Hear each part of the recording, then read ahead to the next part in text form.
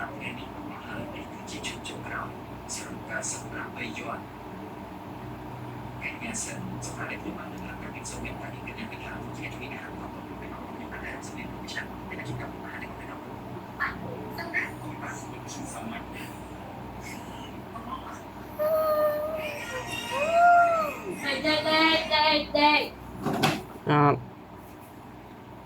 nặng đi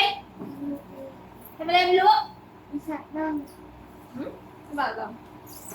Dạ đơn. đây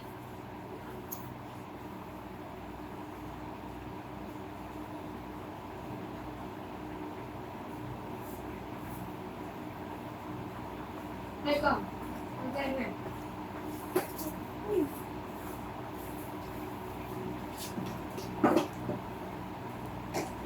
mơ tụi sắm ơi mơ ấy hay tên nhỉ mơ tụi sắp đệ luôn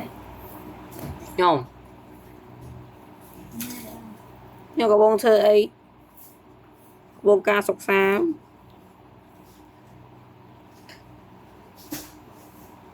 quậy bỏ bong này bỏ bong mình tin Cái đó này.